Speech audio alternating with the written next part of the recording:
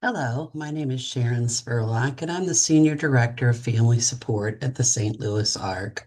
I'm here today to talk to you about completing a trajectory for caregiver well-being. And the idea of a trajectory is that you can acknowledge what your vision for the future is, both your vision for a good life overall, but also your vision as a caregiver. You can acknowledge what you don't want and then think about the past, what has helped in the past, what has challenged you in the past, and then settle into the second series of boxes with the blue heading and think about moving forward, how you can get closer to the vision you want and maybe avoid going to the vision that you don't want. So I'm going to focus first on the right side of our page because most of the time you need to know where you're going before you make any plans. So let's think about that vision. So in this little right corner, it's a vision for a good life. And when I think about my vision for a good life, I try and think really broadly about what that looks like because all aspects of your life come together. And so if we only focus on career, then we're going to lose something that we need with health care. If we only focus on health, we may forget about our social life, or maybe we won't take responsibility for something that's going to make sure that we're safe and secure financially, legally, personally. So there's six different areas that I like to focus on. So the six areas I think about when I'm thinking about my vision for a good life are my daily life and employment, community living, where I'm living, who I'm living with, whether my community gives me all the things that I need, social life and spirituality. I'm maintaining the relationships that are important to me. Do I want to have more relationships? What are the faith-based or spiritual practices that help center me? Advocacy and engagement. Are there areas that are important for me to control in my own life? Are there things that I need to speak up about related to myself or my family members? Healthy living, that can be your physical health, mental health, and emotional health, even behavioral health, if there's things you want to address about the way you react to things. Safety and security, and that includes all kinds of safety, financial, physical, emotional. Do you have legal supports to help you get what you need? Do you have people that you trust to help you with decision making? And then sometimes thinking about just other generic supports that I need also help me flush out this vision for a good life. Now, if that feels really daunting to you, I will say that you might want to start down here with what you don't want. A lot of times, especially when people are in a stressful situation, they're thinking about what they don't want. I don't want to get sick while I'm taking care of my family member. I don't want to run out of money. I don't want to have to do a lot of repairs on my house, whatever it might be. You can focus on that, and then it's going to guide you to, okay, if I don't want these things, what is it that is going to make me have a great vision for my life? And then when you think about caregiver well-being, we're going to move over to this section and really focus a little bit on what you need as a caregiver within your family. Do you need to have some organizational structures that are going to help you? And here's some guiding questions that are built into the form. Do you know what you need to know to be able to make good decisions? Do I have the skills I need to take care of myself?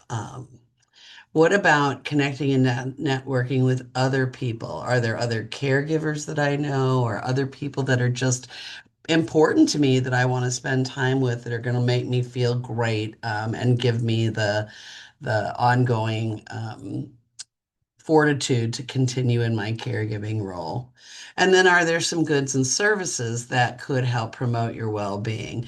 That can be something like getting a massage, but it also could be, just having access to something to squeeze in your hand when you get stressed out, or maybe having enough money to buy some tea that you keep available to you so that you can have access to a comforting, warm cup of tea that's going to help you take a break, take a breath, and figure out how to move on. Once you have a pretty clear vision of what these things are, we go to the far side of this form and focus in on past experiences. So, in any opportunity where you have maybe been in a caregiving role or maybe just in your regular life, what are things in the past that have helped you to take care of yourself? Have you had an exercise buddy and that's been really successful? Have you automated your medical appointments so that you don't skip getting checked out every year? All the different things that you can think about that maybe have helped you to be physically, emotionally, and personally healthy in the past. And then what about things maybe that have not gone so well? Have you allowed yourself to get overwhelmed and, miss deadlines at work? Have there been things where relationally, you've had struggles with your siblings because you haven't been able to talk about what is going on with your family? So there's lots and lots of things that could be factors that you think about that might need to be addressed so that you can actually move towards this vision over here. And you can't really see it here, but there's a line that goes up here. So the idea of this trajectory is it's a path, and it doesn't actually look like this. It actually is quite wiggly and wobbly. So we want to, though, be moving towards the top part of these boxes, the vision for the good life, and staying away from down here. So ideally, your path, you're going to have some bumps, but it's still going to be moving upward. And I think this is a great way not only to reflect on it and think about it, but also to take very specific action that you can come back to and say, how am I doing? 2 months into this, have I done some of these things that I said I wanted to do to move to the right direction? So this is the action planning part of this form where you can say, I really need to have 10 minutes on my own at this time every day to journal or to have that cup of tea and look at the birds in my backyard. I need to have an appointment with somebody for a cup of coffee once a week because that's going to help me move forward. So, this is your personal list, whatever you decide to put here. And then there things that you need to be careful about. I will be honest, I just completed a long-term caring situation with my mother, who recently passed away. And there were relationships that I needed to set aside because they were not helping me in the moment. There's still people I care about, but I wasn't able to really engage with them when I was in heavy duty caregiving because it kind of threw me off my path. There were some things I needed to do to make sure that I had healthy food available to me so that I wasn't eating a bunch of junk or drinking too much if I was overwhelmed. So those are some of the things for me that were really helpful. This form is available at lifecoursetools.com. There's actually a guidebook, a guide sheet that goes with this that has questions under each of these categories that you can reflect on and think about so that you can fill out your own form.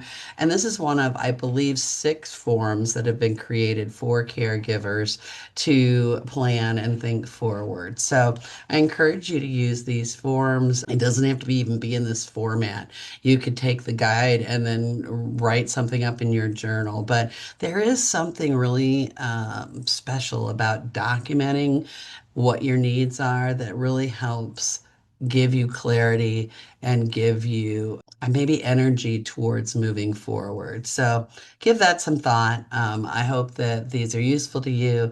Let me know if it's been helpful. Thank you.